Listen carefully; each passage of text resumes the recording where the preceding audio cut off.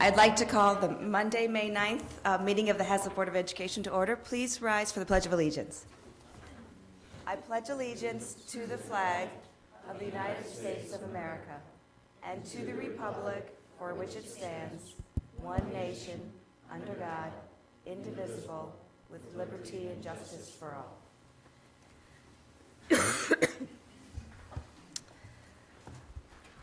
Correspondence. Do we have any correspondence this evening? We do not have any correspondence. Okay. Our next item is comments from the public. Okay.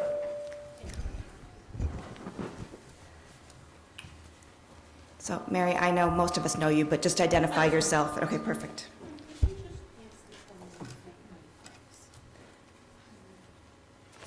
My name is Mary Meyer-Frankenfeld. Many of you know me. I have two boys, one who graduated a couple years ago, and my younger son's in 8th grade this year. I also work as a substitute at the high school, and so I talk to a lot of people. My comments today are concerning the high school schedule, and I'm passing around one so everybody's got, so that you can look at what we're talking about. Okay.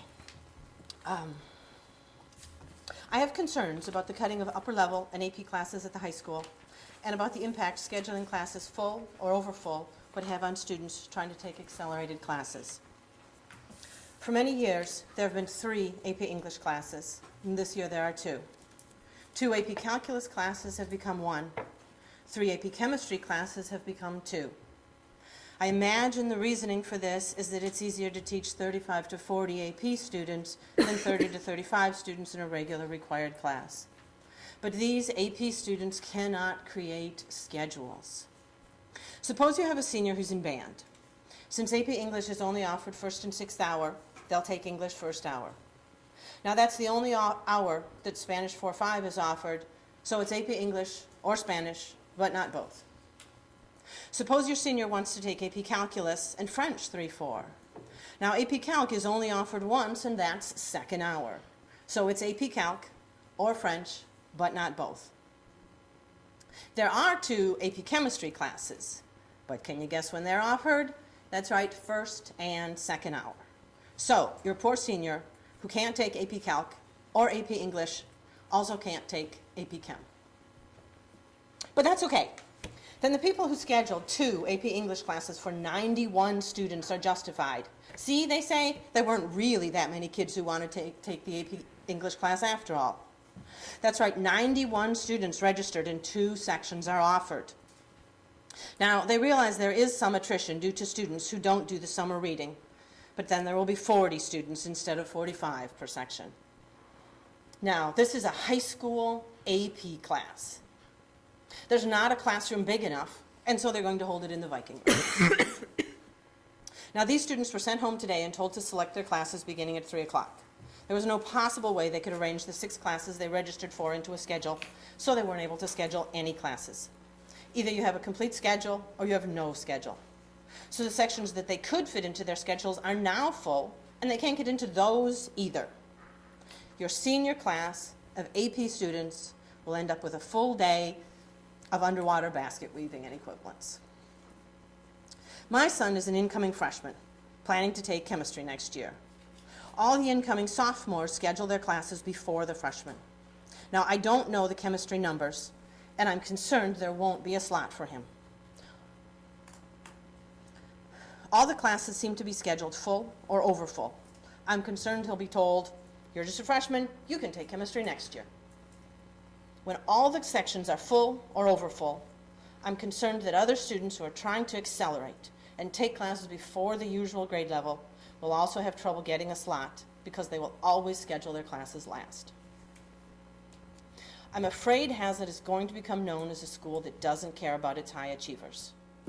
It's telling those kids to do school of choice somewhere else, and that would be a shame. Thank you. Mary, I appreciate taking the time to let us know about your concerns about the schedule. I don't know if there's any. Okay. Any other comments from the public? Okay, we'll move on to item 4 on the agenda, special recognition.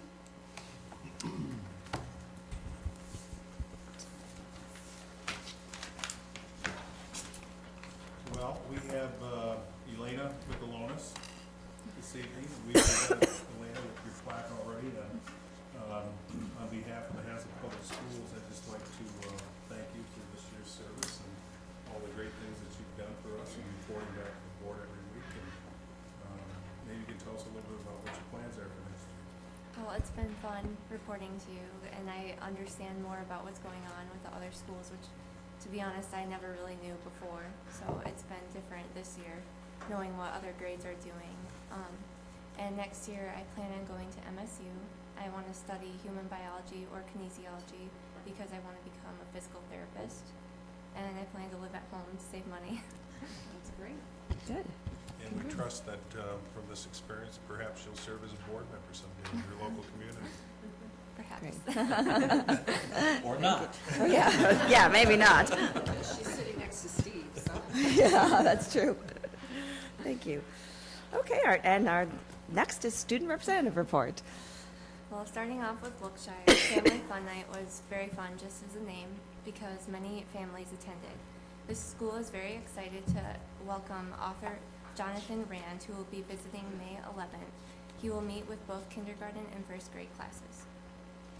On Tuesday, May 17th, the first graders will be going to Murphy and Bralia to check out life as a second grader. I remember this event as if it only happened last year for me. For Bralia, the fifth graders are celebrating the DARE graduation. Second graders are practicing their farm study trip. Fourth graders are continuing their walk in the woods. At Murphy, as part of the Grand Learning Network grant, Mrs. Merton's developmental kindergarten classes from Wilkshire visited with Mrs. Mahon's fifth graders at Murphy to learn about the native plants and habitats. The grant was part of the Great Lakes Stewardship Initiative to develop a native plant habitat. All Murphy students attended an assembly this past Monday to kick off the Capital Area District Library Summer Reading Program. Guy Lewis was the performer in which he did an amazing musical tribute to reading. Over the next 2 weeks, all Murphy students will be having their end-of-the-year DIBEL testing. Data results will help teachers determine the progress the students are making with reading fluency. At the high school, there are important dates coming up. The senior party is May 14th at the high school from 9 p.m. to 1 a.m. Prom is May 21st at the Spartan Stadium from 9 to 11:30 p.m. and senior recognition will be May 26th in the Performing Arts Center from 9 to 11 a.m. The high school's improvement team will be participating in their last PBIS professional development activity on May 12th at the Causeway Hotel in Lansing. Congratulations to the Science Olympia team, who did very well competing at the state meet held on April 30th. Thank you. Thank you. Terrific. Thank you. Thank you for Linda. all of your service. You get to keep that. Thanks. All right, we'll move to superintendent's report. Thank you, President Cody. Just congratulations to Kristen Belcher and thanking you for your willingness to serve another 4 years on the Hazlet School Board. We look forward to 4 more years. You're completing your 8th year, so we appreciate all of your work. And then we've got some staff retirements that we'd like to announce to the community. Trish Rosnick, Wilkshire Special Education paraprofessional, who has served the district for the last 17 years. Dee Schnar, high school language arts teacher, has served the district for the last 24 and a half years. Louisa de Blasio, elementary counselor at Ralia, who has served the district for the last 30 years. Tom Zyra, Ralia 5th grade teacher, has served the district for the last 38 and a half years. Donna Redker, middle school health physical education teacher, who served our district for the last 39 years. And Carol Sanford, high school language arts teacher, who has served the district for 39 years. So we're losing a great deal of experience and wealth of knowledge, and best wishes to these retirees as they move off into their retirement years. And then end of the year activities. I want to announce to the community, May 24th, we have a band concert at the Performing Arts Center, and that's at 7:30 p.m. On May 26th at 9 o'clock a.m., we have senior recognition at the Performing Arts Center. June 1st and June 2nd, a cabaret concert at 8 o'clock p.m. at the Performing Arts Center. And then we have graduation, high school graduation at Michigan State University Breslin Center, June 5th at 1 o'clock p.m. And that concludes my report. Okay, thank you very much. Discussion items. Our first one tonight is the elementary core reading, and I see lots of elementary people out there. I'm not sure who's starting. Looks like maybe Mrs. Tigrini from Ralia. Well, I wanted to thank the board for the opportunity for our elementary teachers to come and share with you. It was just a year ago that Gail and I stood up here saying, we need a core reading program. And I will tell you that our staff has exceeded our expectations in the implementation of this core reading program. Reading Street has brought consistency to all our classrooms for instruction, and every classroom every day has 90 minutes of instruction, and it's because of our staff and the hard work that they've put together. So I'm going to let them share with you the things that they've done. We have Becky Park and Sue Mills from Wilkshire, Patty Mashik, Bernie Leone, and Sandy Moore from Murphy, and Lisa Garcia and Carol A. Moore from Ralia. So without ado, I'll let them go ahead and get started. Becky's going to start, or Sue's going to start, I guess.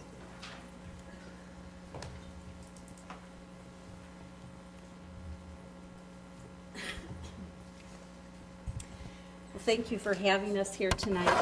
I'd like to say as a staff, probably for every teacher that's sitting here in September, we were overwhelmed with the amount of materials that were sitting in our classrooms as we came in and got underway for the new school year.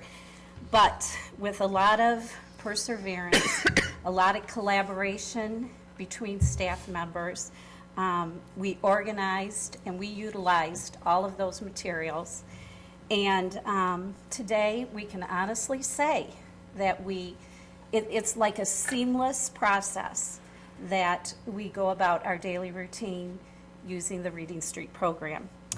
There are 5 components to the Reading Street program, and they are phonological awareness, phonics, fluency, vocabulary, and comprehension. We can see the difference already that the core reading program has made. We look forward, we're right now in the process of analyzing our data. We'll all be doing our end of the year benchmark testing. In fact, in kindergarten it starts tomorrow. So we're anxious to see the results of all of that data. I would like to tell you a little bit about the chronological awareness and phonics in kindergarten. And we begin the year by identifying letter sounds and putting those sounds together to make words. Phonemic awareness is all about what you hear. It's not what you see with your eyes. It's not what you do with pencil and paper. It is all about what you hear. So we work on identifying rhyme, and from identifying rhyme, we use the skill of creating rhyme. We listen to the number of syllables in a word, and I wanted to start just by telling you where we started. In the beginning of the year, we all work on our names. So we say, how many syllables? And we'll say the word Becky. And Becky will say, I'll say, Becky, how many syllables do you hear in Becky? And Becky would say 6. And I'd be, oh, Brother Bill, we got a lot of work to do. So really, we just kept at it, and we would go around the circle, everyone saying their name and working how many syllables they heard. But the whole skill is only about hearing, and that's what phonemic awareness is all about. The other piece that we work really hard in kindergarten is the phonics piece, and that is producing the letter names, decoding letter sounds, and blending those sounds to make words. Each week, the children have been given a decodable reader. We pass out those readers, we practice it together. 2 children go and they find a little corner and they practice reading that reader together. And then we send it home and we ask our parents to reinforce what we have done at school. It is rewarding to see the results of a lot of hard work by our staff and by what our parents are doing to reinforce at home. Most of our students have been very successful this year with the program. Just to piggyback on what Sue was saying, it's hard to imagine how many materials you provided for us, which we are very thankful for, but if you can understand how overwhelming it was, there are 12 of these manuals, and we go through this entire manual in 3 weeks. So, and we've organized it on a computer so it's effective, systematic, and we're hitting those 5 big ideas in reading every single day. I was going to show, I was asked to do the phonics part and then some technology. So I brought in some of the other materials. That's obviously the teacher edition to show how to use these materials. Sue talked about the Decodable Reader. In first grade, we have a main phonics skill for the week that we focus on. And the week that I'm going to show you focused on the long O sound spelled O-A and O-W. So these were the list words, and then we also work on high frequency words. Well, those words are incorporated in all of these books, which have different purposes and we use at different points in the day. So she talked about the Decodable Reader. This is a great resource for specifically focusing on the phonics while reading. So the first one for just this week, there are 3 different stories from this Decodable Reader. This works on all the OA words and sounds and OW. It also reviews any high frequency words that we've already learned. And then the minor phonics lesson for this week is on 3 consonant letter blends. So the second story just works on 3 consonant letter blends. And then the third story for the week does a combination of the 2. So incredible. Again, systematic, very easy to really hone in on just the phonics piece using these. Now, in our main selection, this is the student edition textbook. This selection, which happens to be a social studies story, I'm going to show you also the technology piece, incorporates a lot of those spelling words, high frequency words, the vocabulary words, and the concept words. So it incorporates all of those. So another great piece of literature. And then these are the books that we use during guided reading, and they're divided, I love this, color-coded for concept reader, strategic intervention, on grade level, and advanced. So we have leveled readers to meet individual needs. And in each one of these, they're either working on vocabulary, high frequency words, concept words, vocabulary. Again, all tying in with a big question of the week. So everything is all tied in together. So that's my phonics piece and a lot of the resources that they can put their hands on and that we're going to teach. This I brought in this is from Unit 4, Week 3, Day 2. So what first grade has done is we've all worked together and we've put together this slide presentation for every single day of the school year. So this is just one day. And you can see on here how we're going to fit those, every single one of those 5 big ideas of reading in one day. We start off with oral vocabulary, and these 3 words were review words from the previous day. This is the second day. This is the new word for today. And it's going to be in this big book, which we read, and we talk about what treasures can we find in our country. So we talk about the word and how it's used in the story as well. And after that, we'll move on. Here's the Phonemic Awareness piece that Sue Mills was talking about, really focusing on 3-letter blends. And we model this, and then we have them segment and blend these words. Again, we're working on 3-letter consonant blends. This is up here kind of helping the teacher. We don't have to stand with our manual in front of the group. This is just a really fast, effective way to teach, and we can get it all in this way. So you're using your smartphones. Oh, for everything, absolutely. So we go over a little review, and then we add in, we're working on the TH, and then again, we're having them try it. This is a page right out of their student edition. So we took snapshots and then we just put them in here so everybody can see the same thing. We can make sure that everybody's eyes are on the same thing. We're all participating together. And then we practice fluently reading these sentences down here together. This is a page out of the Reader's Writer's Notebook that just goes along with the skills that we've already done. And then we can practice reading these quickly. Then we move on to high frequency words and fluency. And this just reminds us, the teachers, to say this out loud again, to really help them understand the difference between high frequency words and words that are phonetic. So after we do that, we'll practice the high frequency words and then read it all together fluently. And then we move on to comprehension. This main selection for this week was a trip to Washington, D.C., which the kids absolutely loved. These are the story words, and we make sure that we read all of those, and they've heard all of them and are reading them. We're also talking about expository text. When we talk about comprehension, we're not just reading one type of story. They're understanding how to comprehend several different genres. And then we even give them, while we're reading this book, listen. So we're making sure by putting this on here that we are hitting everything, and every first grade student in the entire building gets the same exact lesson. And then these are the comprehension questions that we asked after we read the story. I should go back here. We linked the PDF so that it automatically opens, and instead of having just a big book or something that's really hard to hold, we can put this on the smartboard. If you want, you can use the sound. Now, unfortunately, I forgot the sound isn't working on this. I don't know if that's something we can fix really easily, or you can read it aloud. So the kids are seeing the text that big on the smartboard.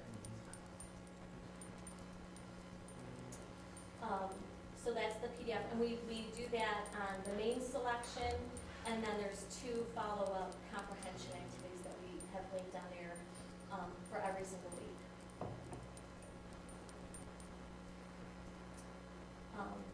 And then there's also a conventions part of each lesson, and then this lesson happened to be adjectives for sizes. So that's one way that we've used technology. Again, this is just one day.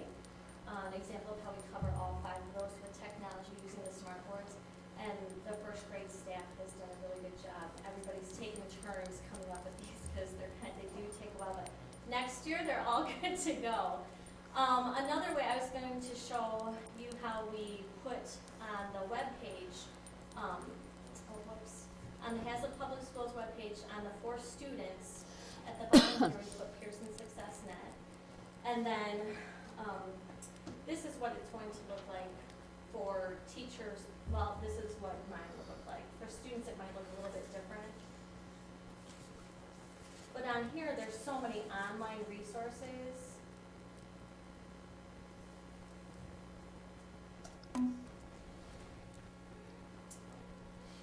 We use this interactive digital path for many things. On day 1, so the unit that I was just in is What Do We Treasure? And then a trip to Washington, D.C. On day 1, there's a concept talk video, which I wish the sound was working on here because it's just really cool. It's a 2-minute video, and if you've ever worked with 6- and 7-year-olds, the smartboard and anything interactive on here, anything visual, they are mesmerized and they are engaged. I really wish the sound was working. I tried doing it right here. I don't know if somebody can fix it really quick, but the sound won't work on it. But it's just a little video. I can't believe it's loading that quickly. Usually we have to wait about 30 seconds. But this one is talking about what treasures can we find in our country? My grandmother always says that we should be grateful for the treasures all around us, even the things in museums and at parks. Treasures are in many shapes and sizes, and you can find them just about anywhere you look, but especially at important places in your city and state. In the United States, there are many famous monuments. And then on day 3, I really wish this was working because the Grammar Jammer It's our favorite part. I don't know how it is. Do you guys, they love the Grammar Jammers. They're very sing-songy. They've definitely got a groove. You'll definitely see some friends moving and grooving. But this one talks all about adjectives. Again, it was our convention that we were working on. And that's the main selection. And that's what we did the PDF for. Let's see. It's all language arts. But it's got this really cool, they end up singing it. You hear it during snack time, and they're singing about adjectives. And before this year, this is my 12th year in first grade. They don't consistently use the terms comprehension, adjectives, nouns like they have this year when the vocabulary is constant.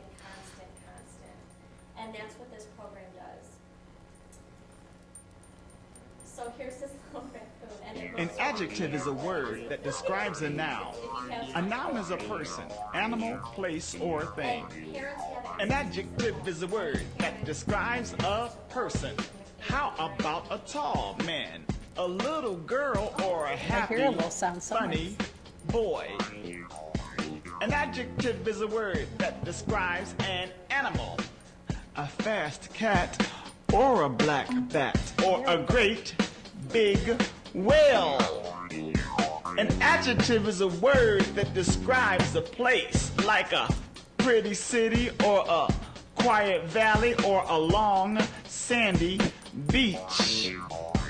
An adjective is a word that describes a thing, like a sharp tack, or a flat mat, or a round red drum. An adjective. Which you can, I'm sure you can all have access to that. No, just one last thing for me. There's also books online that teachers can give students access to. There is a wealth. I mean, it is just an incredible amount of books. And you can search for them by grade level. You can search by many different ways. I'm just going to do grade level. I usually do K through 2. And then say we're talking about this week in Washington, D.C., and I have some friends who are just dying to know about Abraham Lincoln. You can type in president,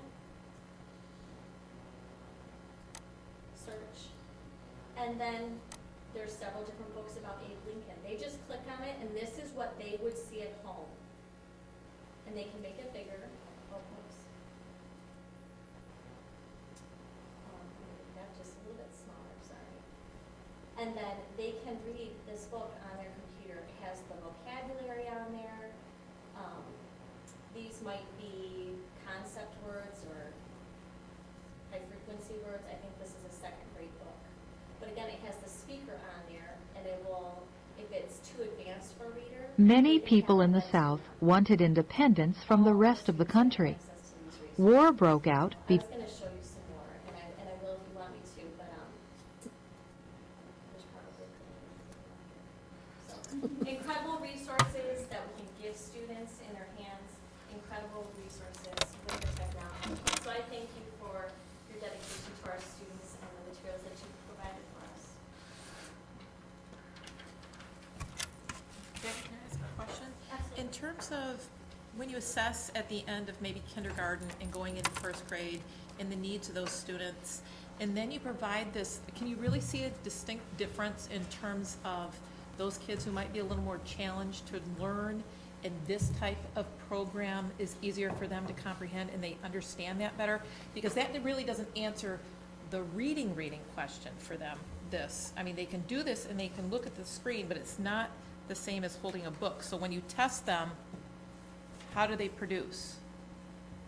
You follow me? I mean, this is good, but in terms of their reading and their comprehension, I understand the story, but how about their actual looking at something and reading it? Their reading, you know, I have a lot to compare to because this is my 12th year at the same grade level. Their reading right now in my class, not just their reading, their fluency, their comprehension is so much further along than any class I've ever had. And it's not even that, but like I said, it's what they're talking about. I mean, they're using adjectives like it's the word cat. They're talking about comprehension like they are just the word reading. So they have really strong literacy vocabulary. You know, Kristen, if I could address that too, in kindergarten with the decodable readers, we've really kind of switched from doing predictable text, where, you know, we taught them to kind of read along, but the text was predictable. But now they really have to look at a word and decode those words for the meaning and what they're reading. And it's hard. When you start out, it is hard. And those sounds in the middle, you know, the vowel sounds in the middle that we never really paid so much attention to now they're really big. And the word knowledge, there's an incredible piece of word knowledge as part of the program. And part of our assessment coming up is there's, I think, 3 pages of word knowledge. So I think the program really addresses the way that we're teaching children to read. The assessment pieces are much more thorough and in-depth than anything that we've had before. Exactly. Like I just analyzed our unit 4, and I could tell right away, well, this child does not have possessives. And this child can do adjectives but not comparative adjectives. They don't understand. You can just really pinpoint exactly what each child needs to work on. Great. So who's next? Looks like Murphy.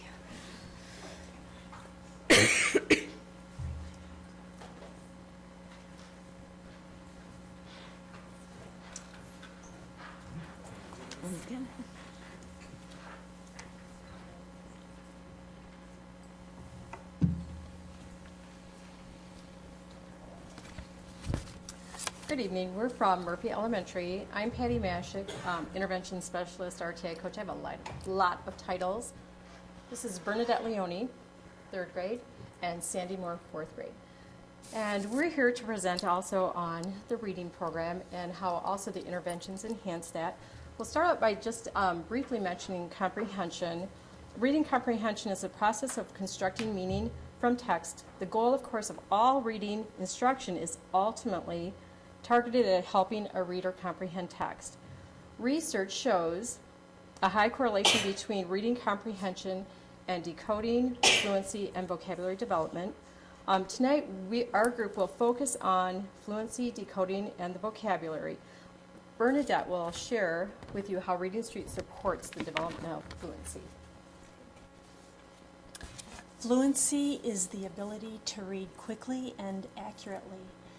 Fluency develops over time and with considerable practice.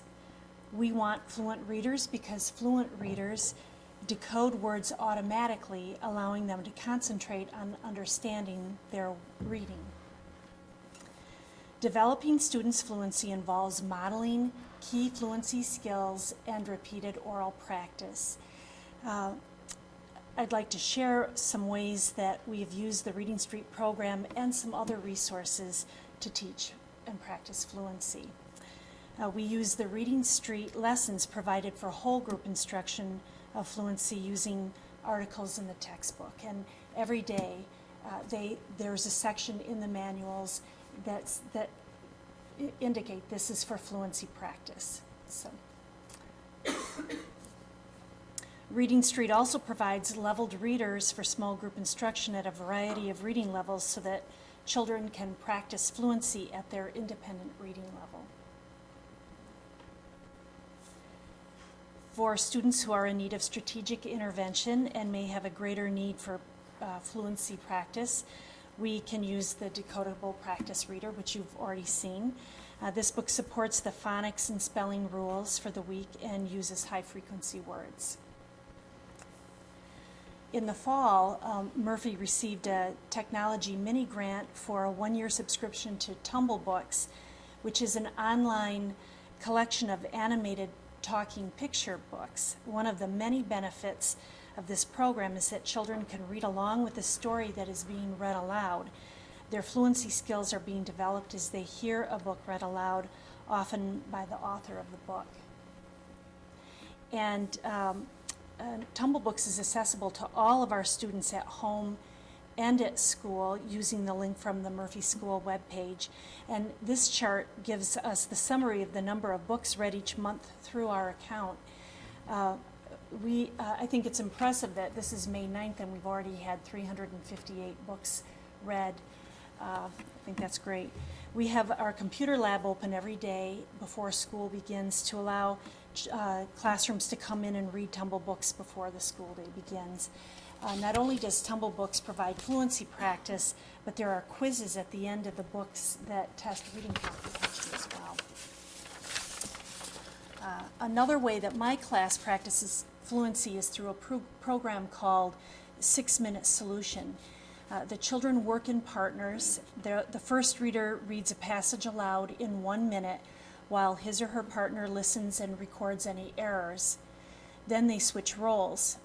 Each day, they record the number of words read correctly in 1 minute using the same passage for 5 days in a row. The increase in speed and accuracy each day is amazing, and the children love recording their data and watching their improvement over the week. Patty's going to share some other ways that fluency skills are developed and supported at my school. Thank you. Okay, so as I mentioned earlier, there's a high correlation between reading comprehension, decoding skills, reading fluency, and vocabulary development.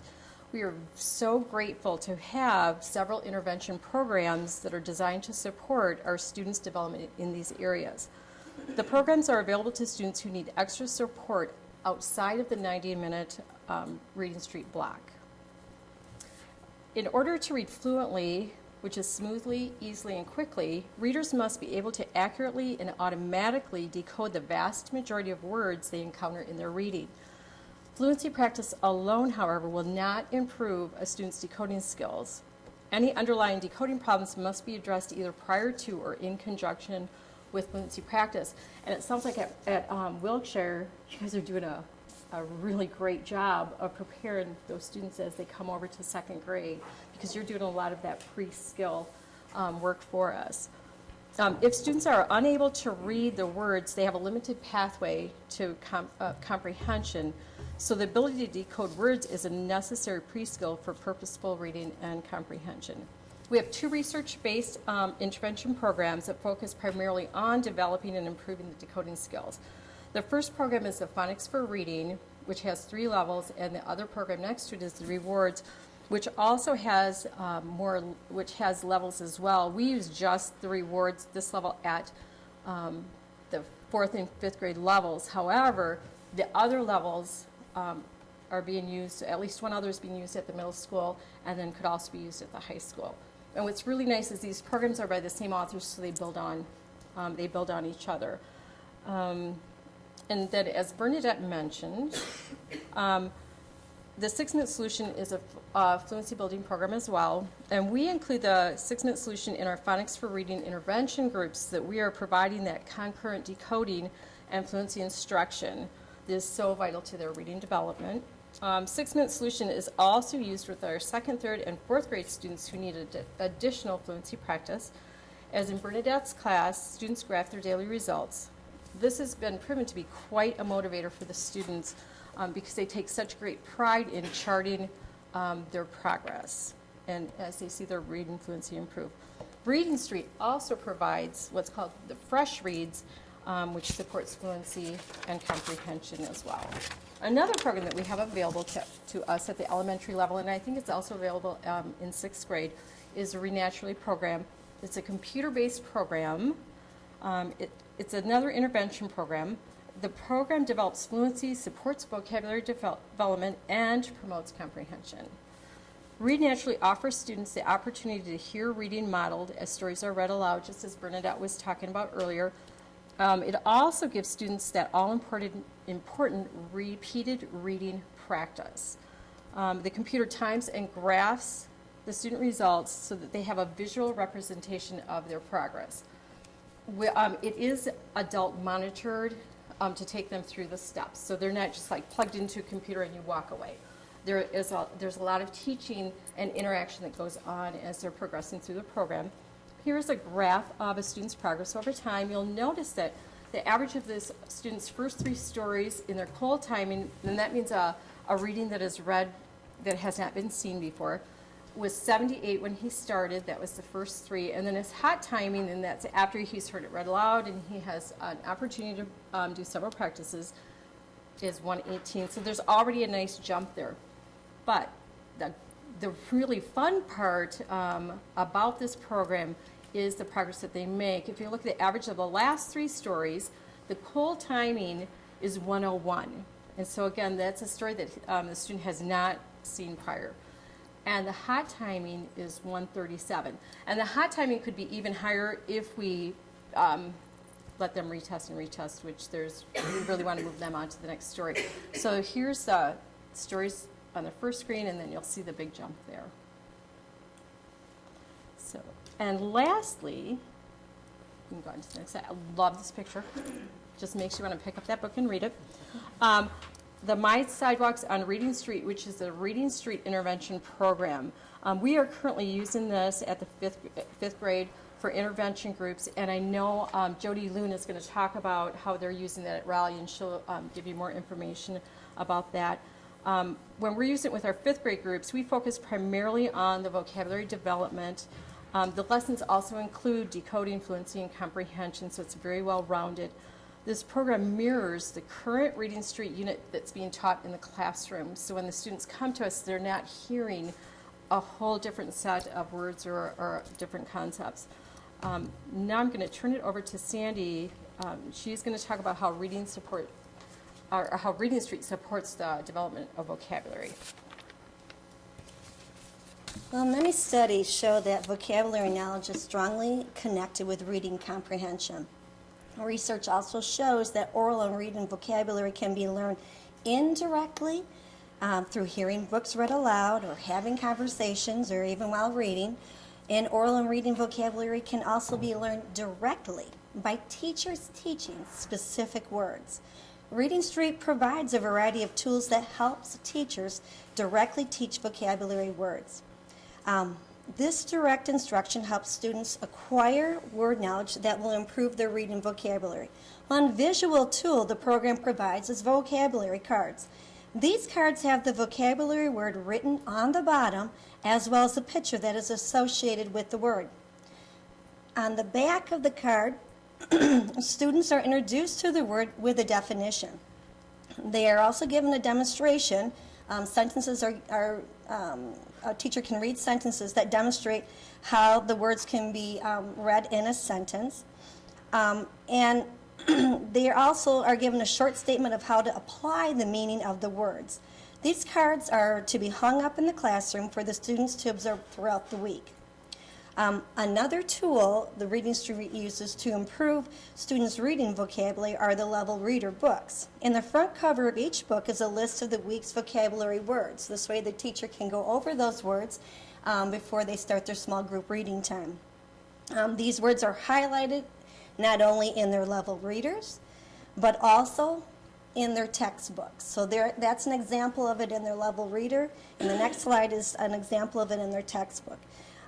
So this helps the students receive direct instruction of the vocabulary words throughout the week.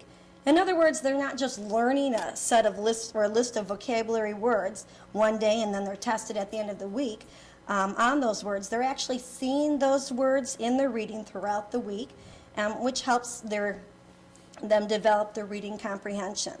A final tool that Reading Street provides is found online. On Tuesday, students are directed to review vocabulary words by not only rereading the definitions, but they are also exposed to antonyms, synonyms, and word forms of that word. Fun games are also provided to test the students' knowledge of the vocabulary words. And this is one of those games that the kids will remind me, I'm great at forgetting little things like this, but they are not. And so they remind me, it is Thursday and we need to do, or Tuesday, we need to do this, Mrs. Moore. Yes, yes, yes. But sometimes that's not always, in the schedule, but they make sure I find that time. I wanted to see if direct instruction really does make a difference. And so I have set up, I tested the children by giving them a pre-test on Mondays over the vocabulary words. They had no idea what these words mean. They're guessing when they go through these. They haven't been exposed to any of these words. And then after a full week of direct instruction, I'd give them a final test of these words on Fridays. The first graph shows the results of the test of Unit 2 that took place over a 5-week period. The red bar shows how many students scored above 80% in the pretest.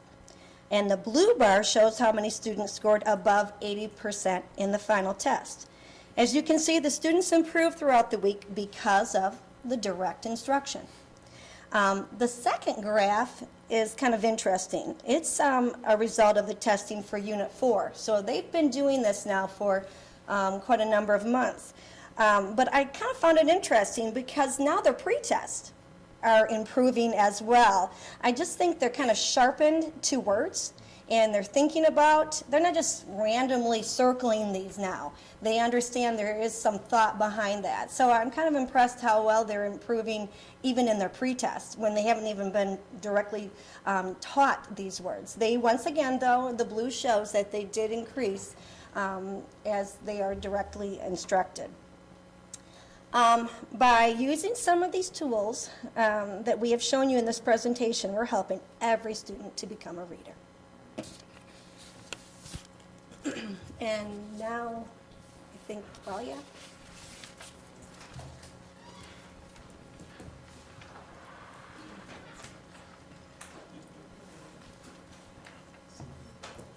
Hi, I'm Lisa Garcia. I teach 5th grade at Ralia, and I noticed that Becky and Sandy all mentioned, well, we do this on Tuesday, or we do this on Monday. The interesting thing about the program is that while the big question changes every week and the words change, day one is the same with every unit. So kids kind of get to know what's expected each week on each day. So I just was going to show you what we do each week, and I was going to go through what our day one looks like. So we've all worked together at our grade level to make slides so that we can have them ready. We talk about what the question is for the week. Our question is what unexpected effects can humans have on nature. We have some discussion questions, and then they look over the book. They have some pictures that they look at that show different situations. Then we have 10 amazing words each week, which will show up in the reading. And my kids preview these, and they write them down. Today we had words 250 through 260, so we've learned 260 new words through our amazing words. And I say, of course, we aren't going to do all 10 today. How many do you think we're going to do today? And in fact, for this day, we're going to do 4 new words. Then they listen to a piece that's just read aloud to them, and those 4 words would be used in the context.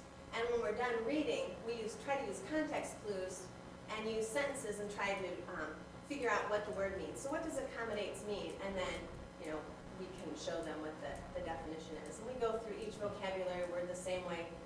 We chose to look at the sentences and hide the definition so that we can talk more about how you would use context clues in order to figure those out. Then each week, our program has some sort of a reading strategy. This week was main idea and detail. We talk about, well, how can you tell the main idea, and we kind of look for clues for them. So main idea and detail, we've done cause and effect, we've done summarizing, we've done inferencing. Then we have anywhere from 5 to 8 tested vocabulary words, and these are the words that they are expected to know at the end of the week for our weekly test. So I usually hide the definitions, and then they record these, and then they have 3 columns. Do you know it? Have you heard it but maybe couldn't give a definition? Or is it completely new to you? And then we'll go through these, and we'll see, if something is bleached, how does it look? And that, they like to come up. And the program works really well with the smartboard because there's so many different things that you can do along with the smartboard. In addition to the reading that we do and the fluency, a piece that we haven't really spent a lot of time on in prior years is that convention piece. And this is full of grammar lessons. And what we've done at our grade level is we've found some great things on Smartboard Exchange. So the kids can come right up and use the Smartboard, and they can do all kinds of interactive, they can figure out where they're going to put, that we're doing conjunctions, and they can make the different conjunctions. They like to come up and interact with the board. They can put the word wherever they need it, and I just pull names, and because we have that technology, I think it makes it really meaningful when they can come up and interact with it. And so we found all kinds of great grammar lessons that they can do with the smartboard. So we do a couple of those each week, and like Becky said, they're using words that we haven't ever, we haven't talked about reflexive pronouns very often in the past. So a lot of grammar is getting covered as well. So that's kind of what day one would look like. Every week we introduce different vocabulary words. They do some fluency. They discuss the question of the week and build on that throughout the rest of the unit. And I think Mrs. Amor is going to talk. What I wanted to talk a little bit about is basically things that have already been said, which is really nice because I'm excited to get the first graders into third grade because they're doing a lot of the things that we are doing also. And that just will allow me to take it to the next level. It was mentioned about vocabulary cards, and it's nice to have the smart board and the computer, but we also have actual hands-on things. And so the kids can use these vocabulary cards. I mean, I can use them, but then I can hand them over to the kids, and they could become the teacher and be, reading from the back too. And also with every vocabulary card, there are the large vocabulary words. So in third grade, we like to keep these up throughout the week because as we are reading different stories, we can always refer back to the vocabulary words. And as it was mentioned earlier, each reading book, and so I actually brought some samples that I would just like to pass out. There are 3 levels, and as Becky had said, that, there are, so there are different levels. So there's the, the advanced level reader, which is about a year above grade level. And then we have the below level, which is a year below. But yet, every story, just quickly pass these out to you, every story ties in with that main topic. And so even though a child who is not able to read at a higher level, he or she can feel very comfortable and can be part of our discussion because they are reading the similar same topic. And in the front of the book, you'll notice the vocabulary words which tie in with the whole group vocabulary lesson that we did. So again, we're always going back to, revisit words that were introduced the first day. For third grade, we don't do as much with the phonics in our books. Ours are mainly, the questions in the back of the book have to do with the comprehension. So the comprehension questions that are in the back, again, refer back to that main theme, that main comprehension skill that was set on the first day, or the comprehension strategy that was set on the first day. So again, every day we are revisiting that skill in another way. And if we had more time, there are these actual teacher editions that support each level reader. So there's more than you could ever read. And what's nice is that for some students, you could easily go into here and pull something out for independent work, or if maybe a child was going to be gone for a few days and they're not able to access a computer at home, we can give them some extra work that they can do at home. Two things. The Decodable Reader, we also still have these in third grade, as Becky talked about in first grade. And these are really nice because they are available on the smart board, and then kids can have a book in their hand that you can, like you had asked, that you can go back and listen to them read. Finally, I'd like to we have these wonderful cards. I don't know if, do you have these too? When we are teaching the phonics lesson, we have these huge cards. And again, these can be up in the classroom, so you can always refer to them. And there's sheet information on the back for us. So there's many things that this program offers. So I feel like we're reaching kids visually, aesthetically, orally, and so I feel like we're doing so much more for a variety variety of kids' reading levels. Carol, in all your teaching, is this the most comprehensive of resources that you've ever had in your tenure teaching? I think what it has is everything at my fingertips. I think, in my years of teaching, I felt like I would need to go out and listen to workshops or purchase books and somehow use my own knowledge to tie everything together. And now everything's right here. And I feel like all children are hearing the same thing, but yet there's differentiation for children too. You did.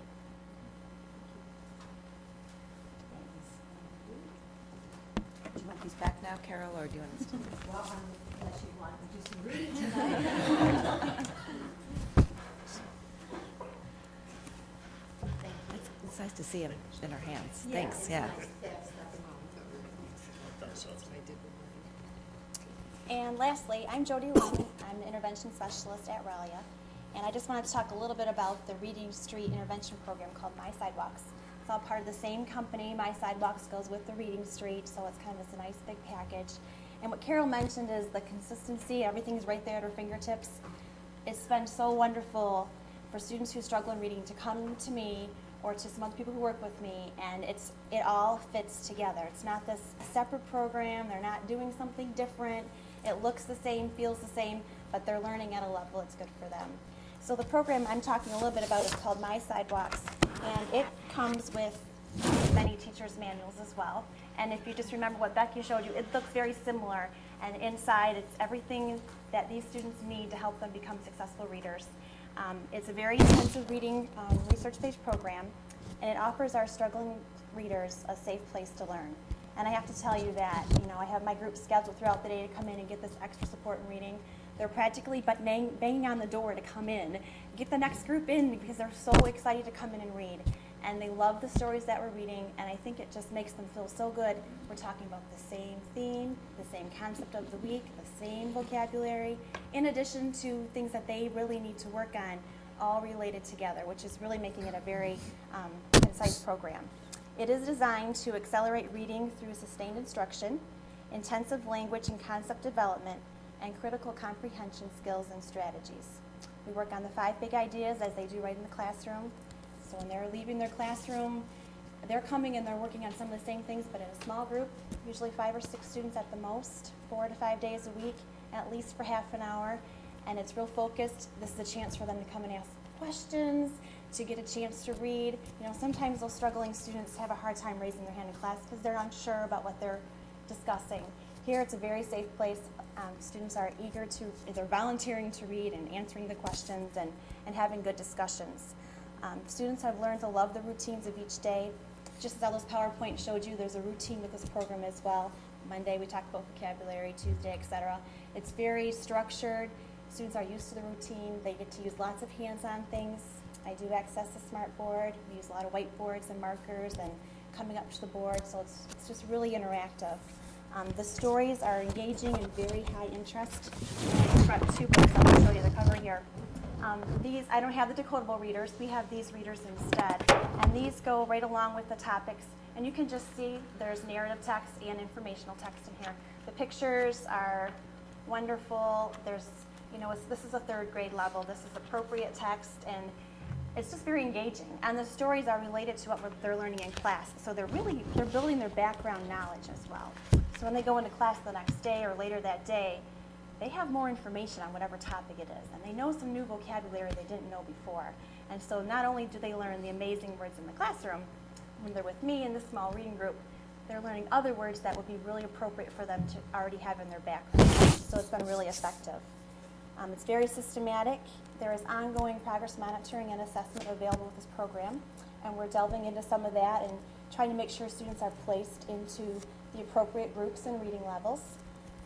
It's very aligned with the curriculum. It's very explicit, and I really have to say students love coming to this reading group to get more information.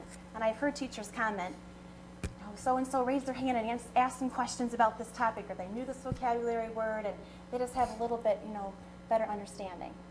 So, thank you very much for listening. We appreciate it. Thank you. Does, Judy. A year ago, we told our teachers, you're going to teach reading for 90 minutes, and they said to us, no way, how are we going to fill 90 minutes? And as you heard Carol, it's now I have too much to do and I need more time.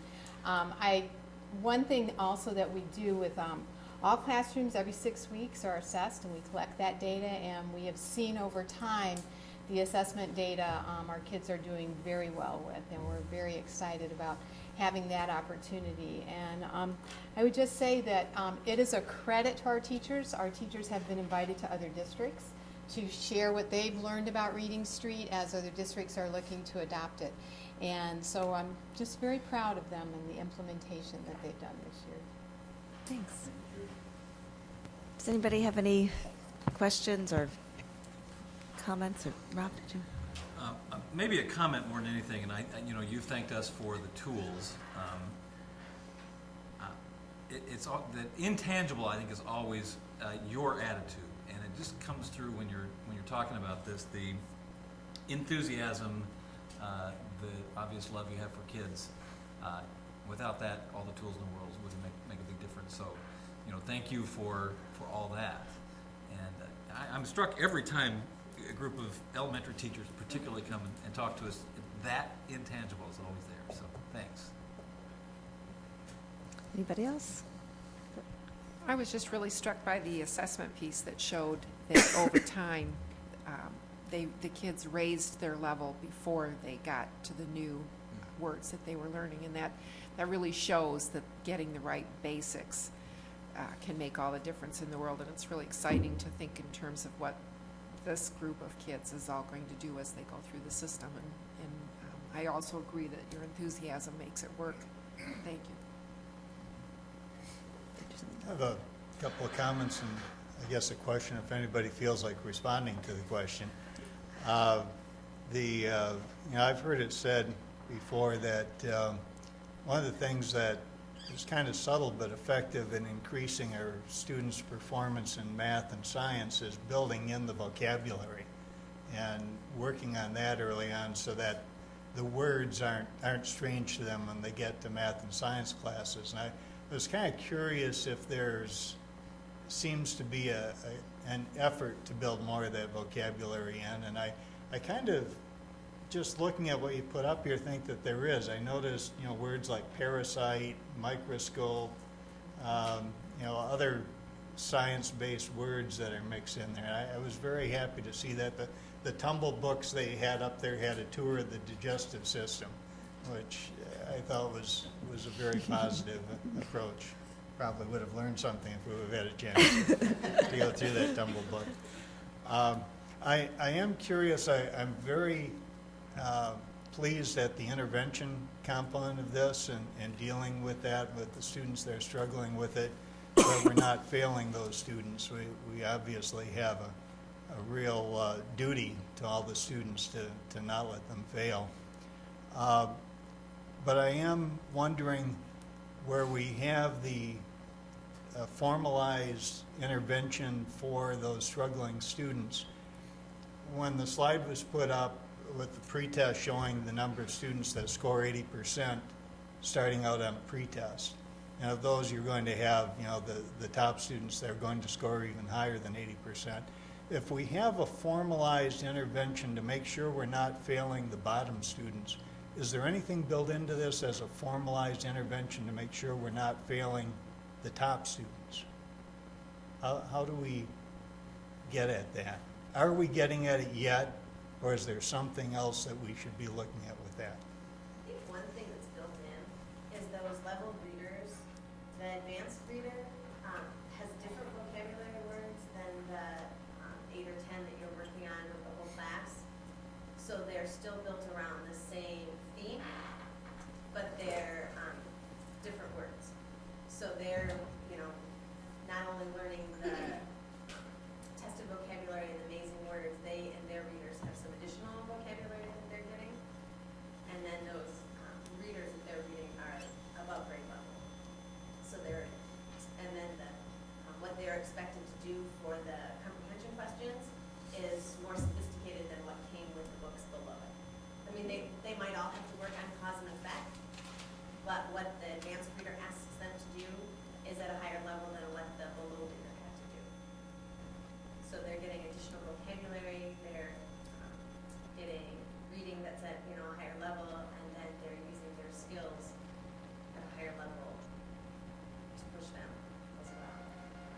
So do we have the same level of dedication of intervening with those top students to make sure that they get that challenge and get those advanced tools that we do with the intervention at the bottom level? Well, I know that teachers, in addition to that, will often have those kids read novels that are dealing with the same themes, so that they're, I mean, I think every teacher, because we have this small group instruction time, we have a specific portion of our day. Half of our day is whole group, and half of our day is small group, half of our reading time. So you divided the kids into kind of ability groups. So you have purposeful time with those high kids as well as with those lower kids. The other thing that's happening too is, I think that we're in the developmental stages of that right now. We have a program at Ralia where our intervention time is called tag time, and all students at that time are divided up into groups determined by your ability level. So if you are a higher level student, then the group that you are in for that half hour of intervention is something that might be working on word masters or higher vocabulary, that novel work that Lisa was talking about. And I think that right now, that's an area we need to improve in, but I feel that after teachers are getting a good base, that we're going to see those kinds of activities going on in every classroom. The first year through any kind of a program is a learning year, and so those are the areas now. What can we do to push the kids at the higher level also, as well as the middle and the lower levels? Thank you. I appreciate that, and I appreciate all of your coming. You were great teachers tonight. I learned a lot tonight. Thank you. I was curious if you've gotten any feedback from parents. I know you said that parents have access to it, but I was thinking about when we started everyday math, and I had my kids come home with, if my kid came home with reflexive pronouns, I'd really have to stop and think about, what that meant. So I was just curious if you'd.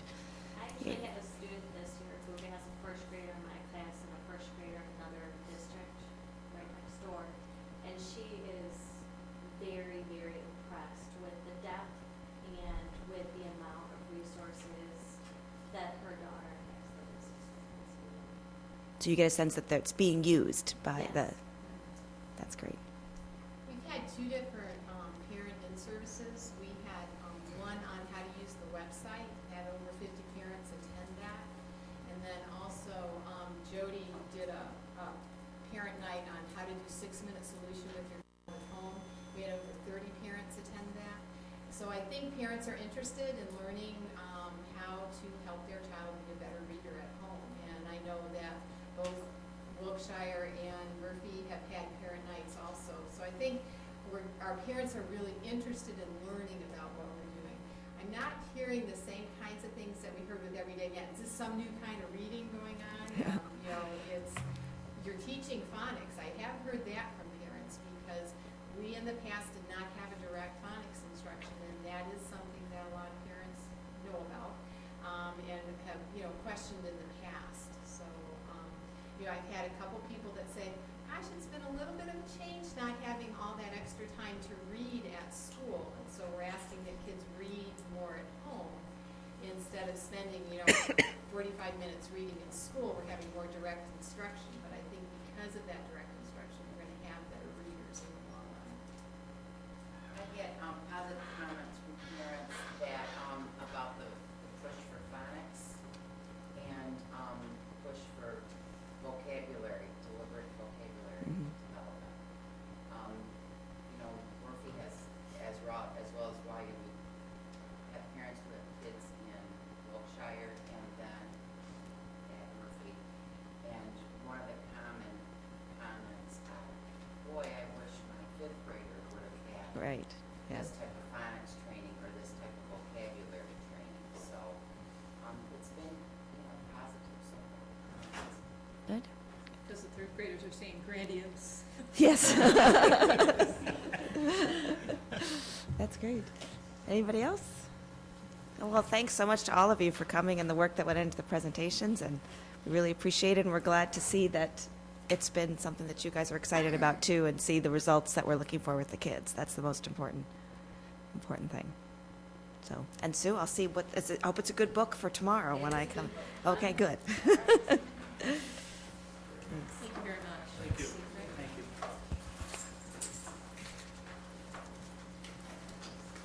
you. Okay, once again, Steve Cook gets to clear a room. We have actually added a discussion item tonight. Request for proposals for countywide transportation services, and Steve Cook's going to talk to us about that. I don't know if you're going to do it from here. Okay, perfect. Thanks, Chris. Before we actually get into what we're hopefully going to be voting on very shortly in the future, is to just give a little history behind how this whole thing came about. As you know, Chris, and you were involved in that, we had some consolidation advisory groups that were made up of board members and members of the community that started last fall to look at some ways that we could potentially save money, or that we could collaborate with other districts or countywide to improve our services and hopefully save some money in the process. And so what happened is, you, as I say, you were involved in those groups, and so there were other topics that were a part of that, but transportation wasn't one of the focuses of those particular groups at the time. Well, and as things have changed, obviously, when the governor and the legislature came out with these proposals early in the spring, there seemed like more of a sense of urgency to look at some other ways that we could look at some of those support services, specifically transportation, and potentially save some money. There were 3 districts at the time, Dansville, Weberville, and Stockbridge, that were kind of pursuing this on their own, okay? And they said, let's get together, let's see if we can maybe put together something as a group. And lo and behold, the ISD got involved through connections with the superintendents of those districts, and said, well, does it make more sense to look at it from a countywide perspective, is to give other districts the opportunity to potentially be a part of this, or at least look at the opportunity that we could potentially save some money in this area, and hence this collaboration group that's been put together. Unfortunately, it happened in a very short time period. As you were well aware, a few weeks ago, we had input from the board to decide, first of all, there was a study as a part of this, is that did you want to be a part of the group or the groups of districts within the county that would contract with an outside firm to look at, are there some potential savings in transportation? We actually did this about 4 or 5 years ago at the countywide level, and we never did anything at that point. And so it was kind of a resurrection. Actually, the firm that the ISD contracted with was the same company that was involved in that survey 4 or 5 years ago. So they were familiar with our districts, they were familiar with the county, and kind of how that stuff, our operations worked. And so the county basically put out the idea to districts that, do you want to be a part of this study? Okay, and there was a fee involved in doing that. All 12 districts were a part of that, and we just recently got back some data on Friday to look at some preliminary numbers. The second part of the study was then, does it make sense to put together a countywide RFP, request for proposal, to look at, are there some potential options out there? And I actually, along with Rich Pugh from East Lansing and the guy from Stockbridge, were part of putting together the RFP and developing some options for district. Because one of the big concerns that I had in the beginning was that we didn't want to mold the whole county into one program. We wanted to be able to have the flexibility of being able to design a program that worked best for our district, and we weren't locked into a countywide, or at least a larger view of, because all districts provide transportation different. They have individual policies, they have different ways that they pick up kids and what their policies are, and so we wanted the flexibility, or at least a part of the RFP, to have the ability district-wide to determine how we did that. And so lo and behold, they came up with a draft RFP, and they presented it as a part of this consolidated advisory group just on May 2nd, just last week. And so being that the timeline is so short, what they basically said is that what they want districts to be able to do now, since they've already done the study, we've got our cost numbers, is for districts to decide, do they want to get a part of the RFP process? And I want to be very clear that being a part of the RFP process does involve you in being a part of that. It doesn't lock you into anything. All it does is says, I want to be a part of it if, in fact, sometime in the future we decide that we want to move in this direction, that we are obligated to go with the contractor that the ISD awards the bid to as a part of this process. So unfortunately, like I said, there's a very short timeline. They want local boards to adopt a resolution by May 20th. And unfortunately, we don't have a board scheduled until June, and so there's the potential of calling a special board meeting to actually adopt those resolutions. There's actually two resolutions. One, the first resolution is to basically just say, do you want to be a part of the RFP? The second resolution is being a part of the consortium, because the ISD is going to put together, they're going to be the holder of the contract, and so when they actually put up the ISD, it's at the county-wide level, and districts then have the ability to get a part of that. It's not unlike what we've done with StarNet and some of the other consortium agreements, the beverage consortium that we did.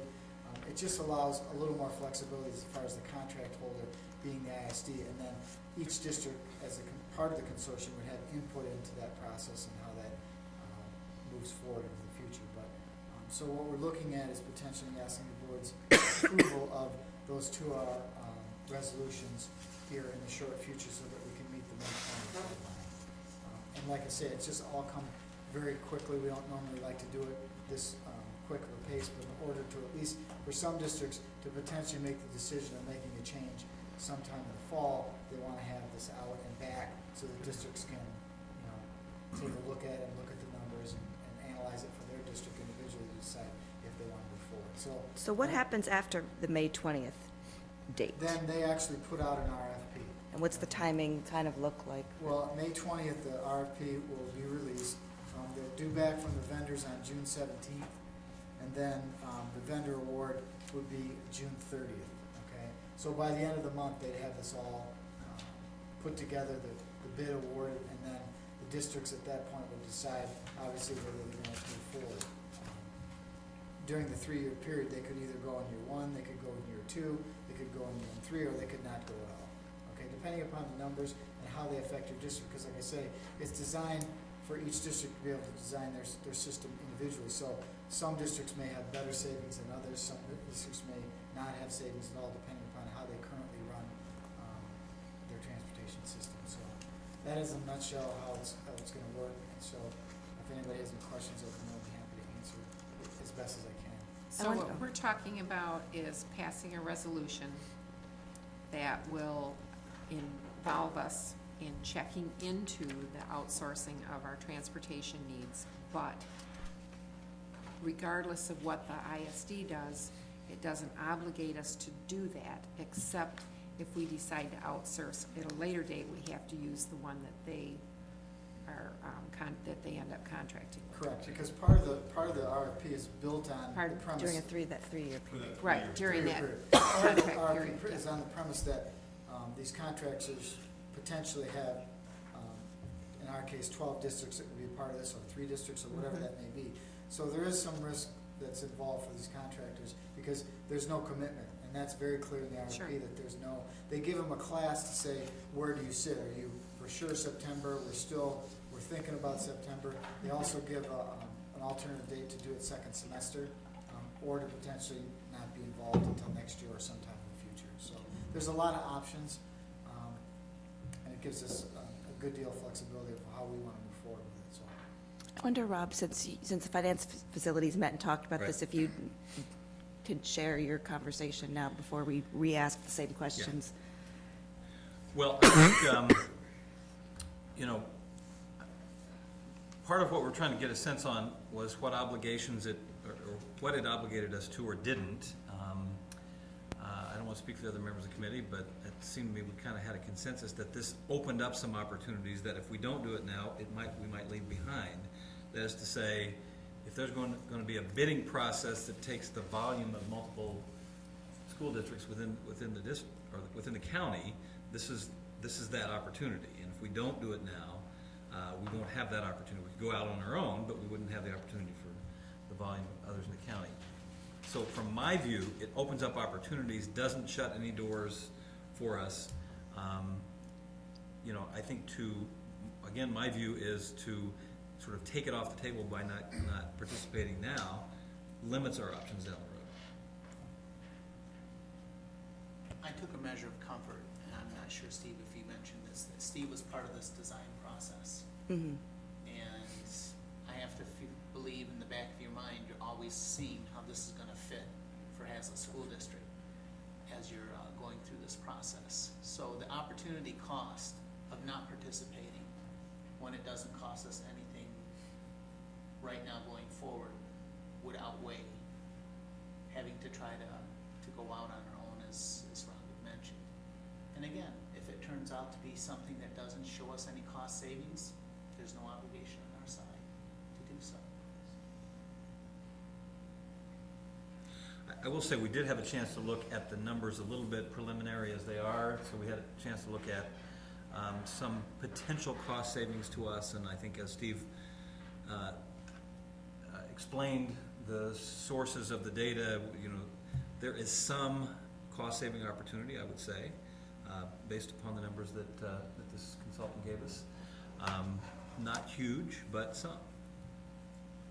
It'll be accretive going forward too. So you have phased in savings. The smallest savings will be in year 1, and then year 2 and year 3 and going forward. It's accumulative. Did you have anything else from the I- committee meeting? Being in the same committee meeting, I would echo what was said. I think the key was that Steve has participated in developing the RFP and has looked at it and feels that it would potentially serve the district's needs. At least it's formulated in a manner that it would. Nobody knows until the results come back. And the key is, again, it doesn't cost us anything now, it doesn't commit us, but I can't resist saying it, if we don't participate now, the bus will have left the garage. Yes. And we won't be able to participate. We're saving that for the entire board. I do think there's one intersection that this creates that we ought to pay attention to. We've been talking about buying buses. Right. And, at one point we had a conversation about a too good to be true, as it turns out, opportunity to buy buses at a subsidy or a discount. But this is a contracted out kind of environment where you could use your own buses, you could use the contractor's buses. I don't think we should stop our own plan. That is to say, there is now some plan to buy a couple of buses, scaled down from what we originally were talking about. But our fleet is getting older. I don't know that we need to pause our own planning because of this potential. So it will intersect with another decision as we're going down the road. But again, my view is I don't think it needs to keep us from doing what we would have done otherwise. Do you feel, Mike, that with the short, I understand they're trying to do this fast enough to give districts, information, that we can still work this into the already squeezed, month that you have to pull all these things together? Just so you know, I think every school board in the county right now is under the same pressure to get this done. And I do know that there's, Steve mentioned a 3 school districts that were looking at some kind of a planned beyond what they offered the last few years in their districts. And I think that there's probably a good chance that those districts will look to do something this next fall. But in all likelihood, I think it's very, very aggressive on some of the larger districts to think that they can jump on board with this by next fall. I think a lot of districts, if in fact they decide to do this, will look at January of next year, or maybe even the following fall. So, it's unfortunate because Chris and I were both on this committee. Had we had this information last fall, it would have given us a lot more time to be deliberate and sequential in our thinking about this. But it's just one of those things where it's on our doorstep last Friday afternoon late, and then got further information today. And in fact, we were in a conference call for well over an hour and a half talking about this with the other area superintendents and business managers. So I think everybody is feeling the pressure right now, but it doesn't commit us to doing this if in fact the board is not comfortable with this, but it's certainly an opportunity that I don't think that we can afford to just bypass at this point. I think we need to look at it. One last point I'll just mention is that, the ISD, as tight as this timeline has been, they've spent a lot of work, and a lot of the reasons that we're not putting in costs in the RFP is they've committed resources to help in this process. And so, Helen McNamara from the ISD has just put a ton of work into as some of the other folks like myself who have helped along, but they've really, really done a lot of work, and they've been very, very efficient in the way that they've done things. They've looked a lot, and they've been very open to what districts needed. It wasn't just one cookie cutter approach. It was that they listened to those districts and said, well, what do you really need, or what are you thinking about? So it wasn't just, this was forced as, there was a really good logical approach, although in a very short period of time that was taken upon this. So as Mike said, it'd have felt better if it had had 6 months to roll this out, but I still think in the short period of time that, most of the options were looked at and a lot of things were discussed, so only time will tell, I guess. And let me just mention, we have talked to the employees that will be impacted by, if in fact we move forward with a different type of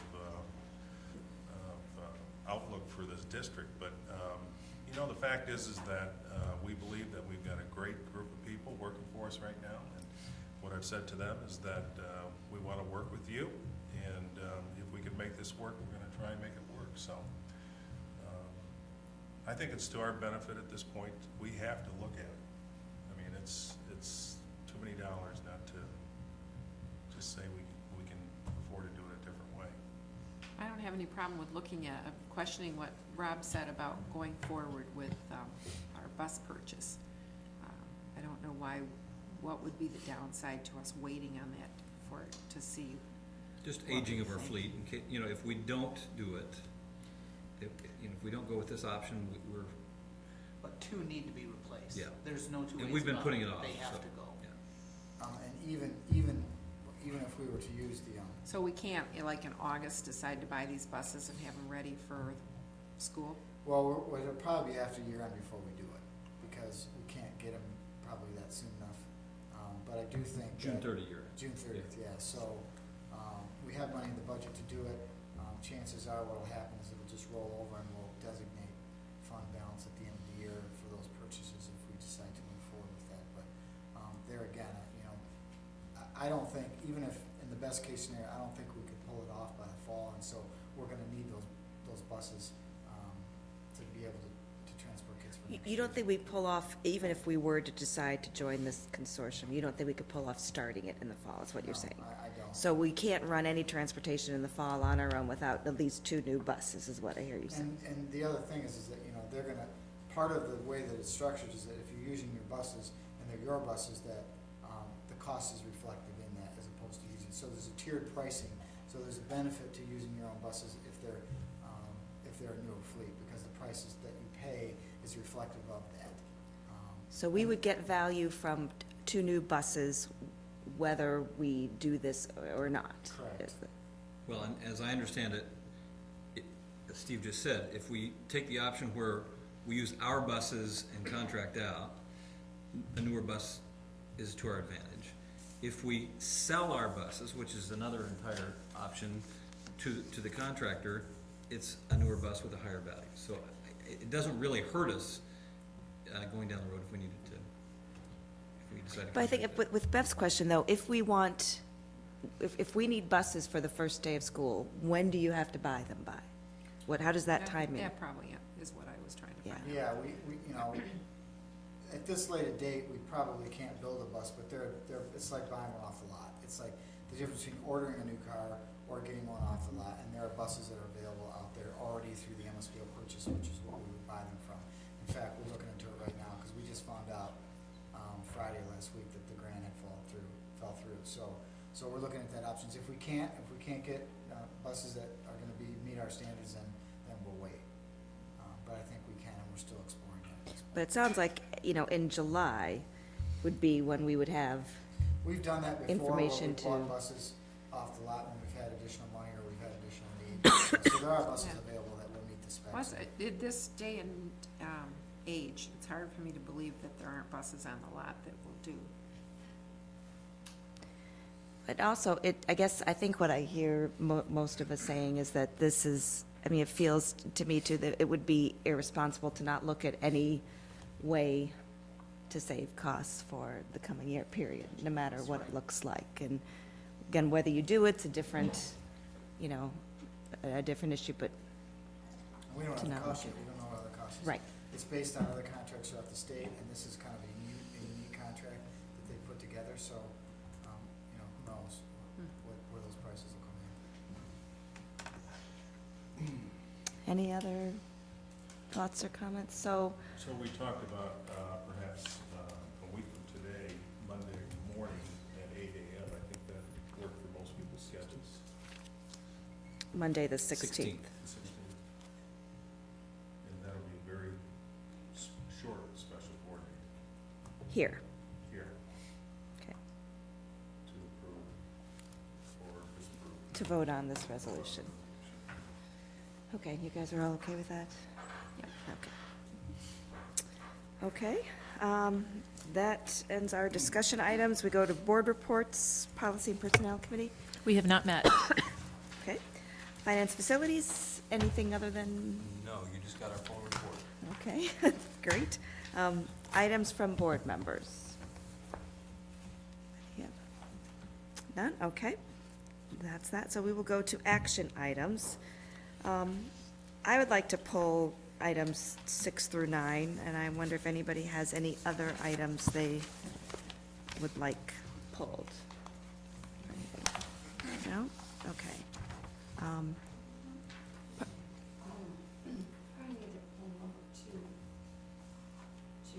Oh, yes. Which of the Yes, two? yes, thank you. Okay, so we're going to pull number 2. Okay. So that leaves us with action items 1, 3, 4, and 5. Anyone like to make a motion? So moved. Support. Okay, so our action items, number 1 is approval of minutes from the April 25th, 2011 regular meeting. Number 3, the cooperative agreement of the Hazlet-Williamston Boys Lacrosse Team. Number 4, approval of proposed addition certificate of completion to board policy number 6630, graduation requirements. And number 5, Charter Township of Meridian Summer Tax Collection Agreement. So all in favor of approving those 4 action items? Aye. Aye. Any opposed? Okay, so action items 1, 3, 4, and 5 pass. Let's start with action item 2, which is the ISD 2011-2012 proposed general budget resolution. We need to pass a resolution that either approves or, forget the language, supports or I move approves. we approve it. Second. Okay. All in favor of choosing, okay. The approval is action A then?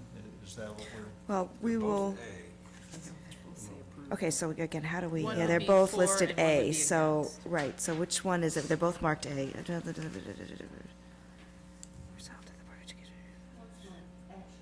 Yeah. Right, action A, I Action- believe, is the approval, they're both approved. They're both- Action A Approves the as, budget is. as is. and And act- B is approves with specific Okay. Right. objections. I move we approve A. That's what I thought you meant. And was that your second, Rob, was to Yes. approve A? Okay. So all in favor of our approving the resolution A, which is supporting the ISD general budget as it is, say aye. Aye. Any opposed? Okay. So we will support the ISD budget. Okay. Now, items 6 through 9. 6 is the layoff resolution, non-certified staff paraprofessional group. 7 is the layoff resolution for non-certified staff custodial group. 8 is a layoff resolution for non-certified staff, the secretarial group. And 9 is a layoff resolution for certified staff teacher group. I just wanted to pull them, and I think everyone feels this way, that it never feels very good to have to do layoffs, and I'm sorry that I don't like presiding over the meeting where we're doing layoffs. I know none of us want to do this. We haven't liked to do it before, and unfortunately, it's part of the reality that we're faced with, and that we have to do this really for 2 reasons. One is, as our enrollment changes, both the composition and the amount, then our staff needs change, and so these layoffs in part reflect those changes. And then they also reflect, with this budget crisis we're facing, a need to reduce cost in support services. And that's what's here as well. So, again, I don't think any of us want to be there. I don't know if anyone else has anything. And we they can want. also say that contractually, there's a timetable that we have to follow. Yes, exactly. And that every. Even though we don't know how much money we're going to get, we That's have right. to take action. Thank you, Bev, that's right. Accordingly. Right, in order to follow those contractual agreements, we have to take action now, and all of the employee groups have been notified of these, and all of these employees have been notified personally and had the opportunity to meet with the superintendent and discuss the situation. You know, I think, and we talked about this just a little bit in finance facilities, because I asked the question, how much of this is related to the budget? How much of this is related to the ebb and flow of our student population and other things? And what's difficult about this is these are names on these pieces of paper and real people.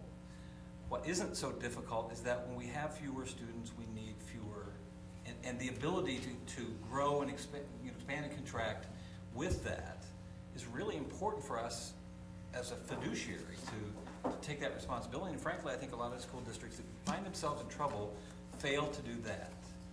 And so I think what has kept us out of trouble, frankly, is our ability to try to align staff, how much staff we need with our current student population. And They're not easy decisions. they're not easy decisions, but I think it is right and responsible to make certain that we keep our staffing in line with our student population. That's well put. Thanks, Rob. Anybody else? Okay, well, regarding these 4 action items, then I would love to hear a motion about them. I will move with regret, but necessity, that we approve action items 6 through 9. Okay, I've read them once. I don't know that I need to do that again. So all in favor of approving action items 6 through 9, say aye. Aye. Any opposed? Okay, we've passed items 6 through 9. That leaves us with announcements. Yes. So we have now a special board meeting scheduled on Monday, May 16th at 8 a.m. in the boardroom here. It will not be televised, but it will be open to the public. Obviously, there is no board meeting for May 23rd, 2011 because of end-of-the-year activities. So our next board meeting after the special one currently set is June 13th at 7 p.m. here in the boardroom in the Hazlet Administration Building. Okay, I think that's it. They went. Move we adjourn? Support. Okay, all in favor of adjournment, say aye. Aye. Aye, opposed? Nay. Okay, we're adjourned. Let's follow that.